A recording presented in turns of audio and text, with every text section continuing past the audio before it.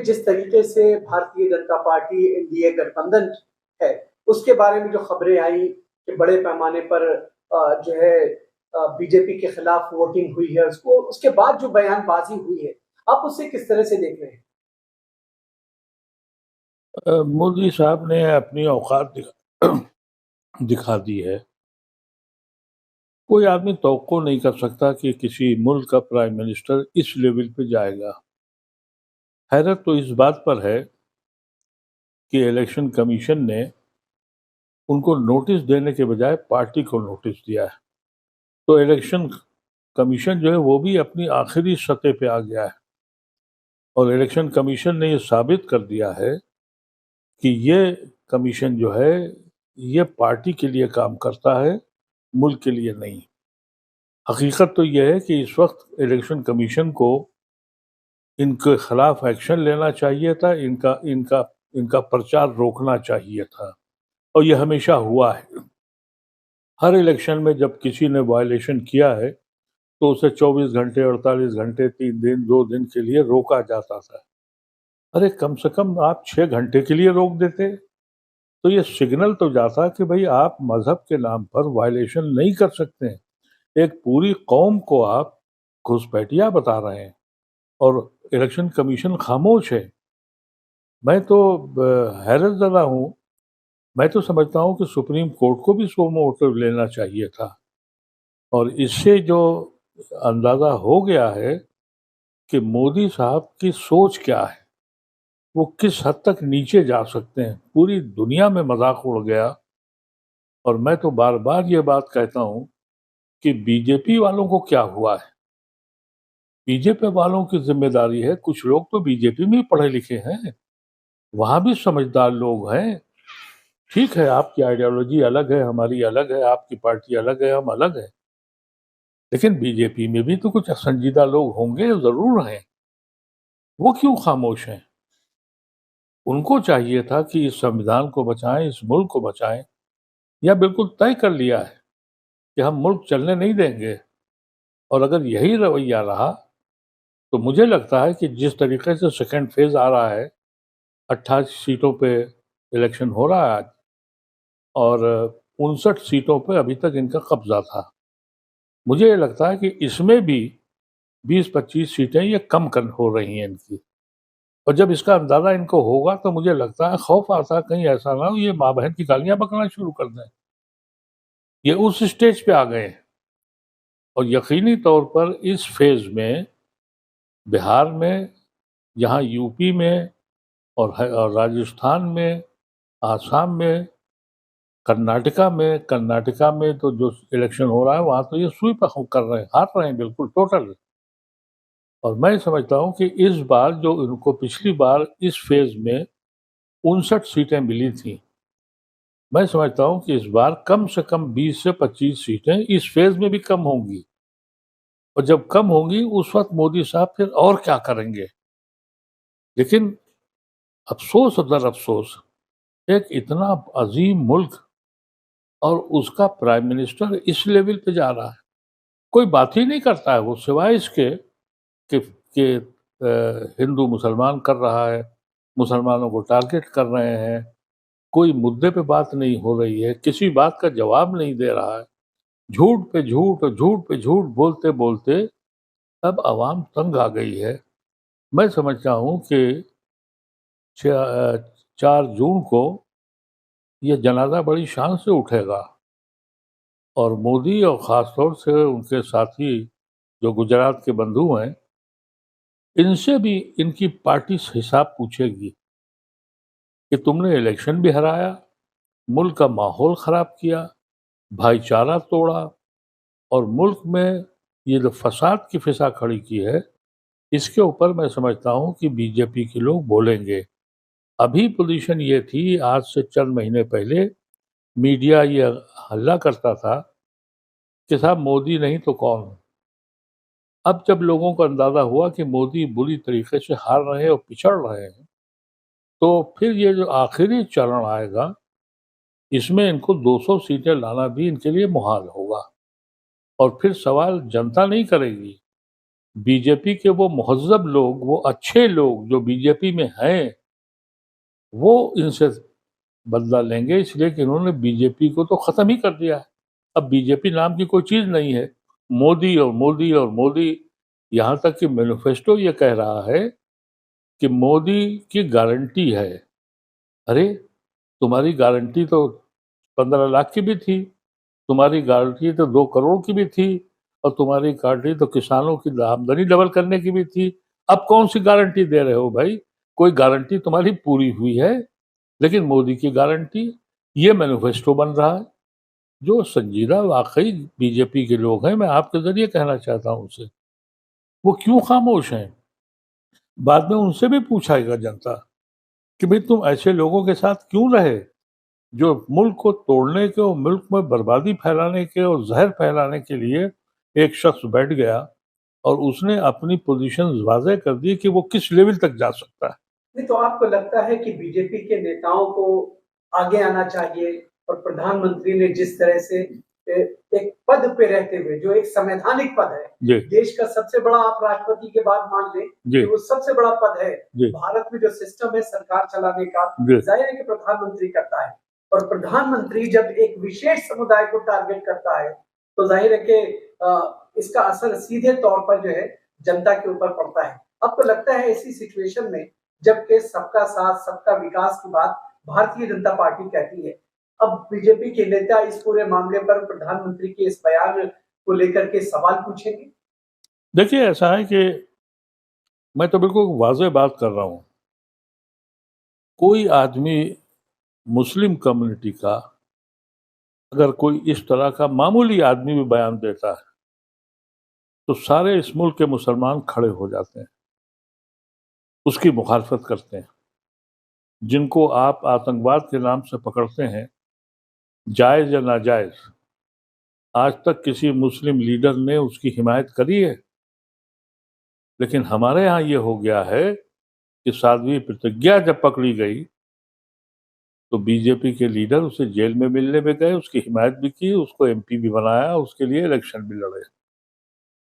तो ये तो कमजोरी साबित कर रहा है उस समाज की जो इस मुल्क का हाकिम है। उसे समझना चाहिए कि तुम इस वक्त इलेक्शन को मत समझो, देश सबसे ऊपर है, मुल्क सबसे ऊपर है।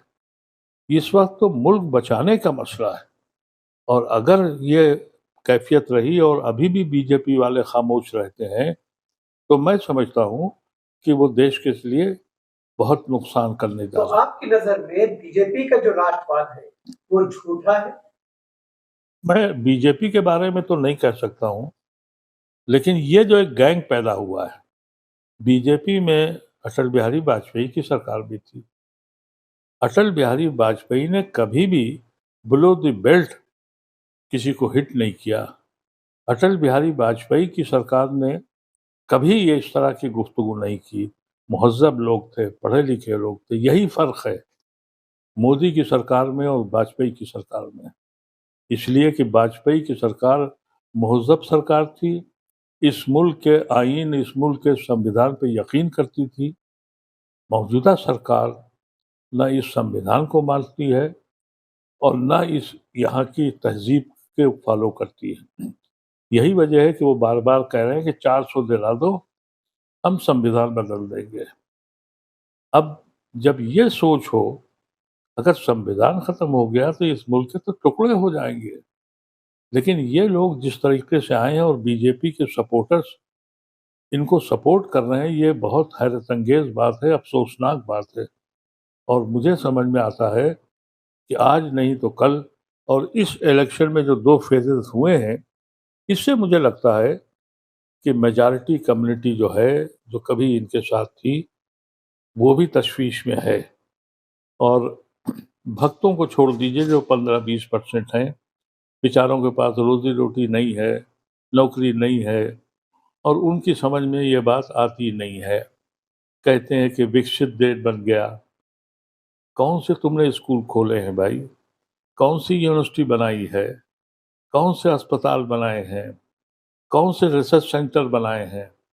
कहाँ तुमने ऐसा काम किया है कि जहाँ की जनरेशन, नई जनरेशन उठे तालीम हासिल करे, मेडिकल फैसिलिटीज हासिल करे, रिसर्च करे।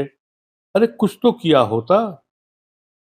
जो भी आप देख रहे हैं वो सब वो पुराने हमारे लीडरों ने किए हैं, और कांग्रेस पार्टी क्योंकि बहुत दिनों तक रही है, उसने बहुत काम किए। आज आप जो भी देख रहे हैं डेवलपमेंट, एजुकेशन से ताल्लुक हो, मेडिकल साइंसेज से ताल्लुक हो, रिसर्च से ताल्लुक हो, यहाँ तक कि हम आज चांद तक चले गए, वो मोदी साहब की वजह से थोड़ी चले गए। ये तो वो लोग हैं जिन्होंने इसकी बुनियाद रखी थी। मोदी ये ढिंढोरा पीटते हैं कि हमने कर दिया है। धीरे धीरे लोगों की समझ में आएगा, कहीं ऐसा ना हो कि इतनी देर हो जाए कि ये मुल्क नुकसान खत्म ही हो जाए। अच्छा, एक आखिरी सवाल आपसे जानना चाहेंगे कि सुप्रीम कोर्ट में वीवीपैट का 100% मिलान को लेकर के फैसला आ गया है। साफ तौर पर सुप्रीम कोर्ट ने जो अर्जियां दाखिल की गई थी उन तमाम अर्जियों को सिरे से खारिज कर दिया है।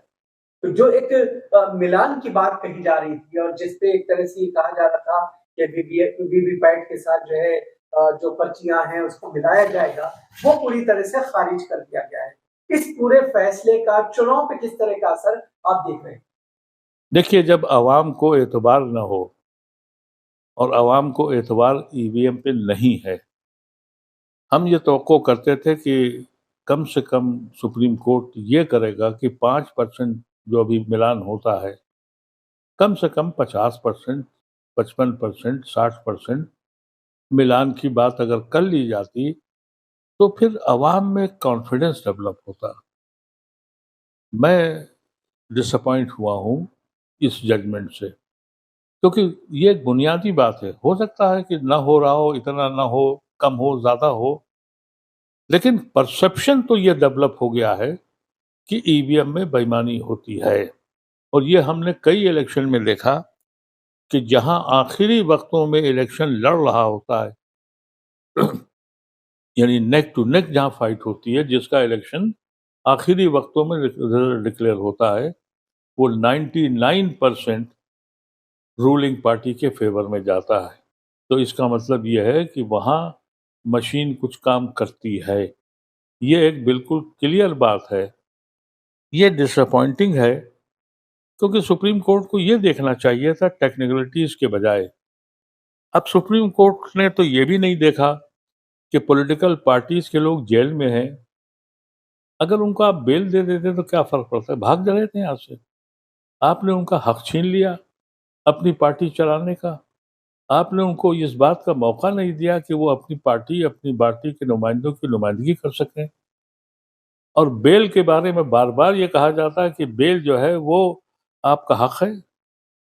अरे कितना ही बड़ा जुर्म है, आप मुकदमा चलाइए, उनको जेल भेजिए, जो चाहे करिए, लेकिन ऐसे वक्त में जबकि इलेक्शन है, वो पार्टी के कैंडिडेट हैं, वो चीफ मिनिस्टर हैं, वो पार्टी चला रहे हैं, आप उनको बेल तक नहीं दे रहे हैं कि वो अपनी बात आवाम तक पहुंचा सकें। दो पहलू हैं, एक तो उनके ऊपर चार्जेस हैं कि भाई उन्होंने भ्रष्टाचार किया है। कोई नहीं कह रहा कि आप उनको बरी कर दीजिए, इंक्वायरी करिए, लेकिन बेल का हक तो उनको मिलना चाहिए था ना, वो भी नहीं मिल रहा है। ये वो सब चीजें हैं जो बहुत बहुत डिस्टर्बिंग है, और वो किसी भी महज़ब मुल्क के लिए अफसोसनाक है। मैं समझता हूँ कि सुप्रीम कोर्ट का आज का जो जजमेंट था, उसे हमें डिसअपॉइंट हुए, और हम इस बात से भी आज कहते हैं कि सुप्रीम कोर्ट को फिर से सोचना चाहिए, क्योंकि वो इलेक्शन चल रहा है, काउंटिंग तो 4 जून को होगी। इसमें क्या मुश्किल है, अभी तो 1.5 महीना बाकी है।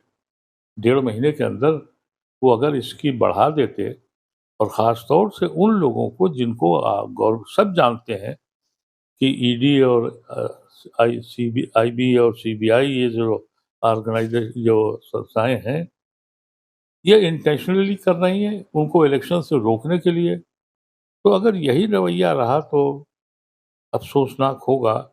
लेकिन मुझे ये लगता है कि 2 राउंड से कि इस मुल्क की जनता उठ गई है, वो जाग गई है।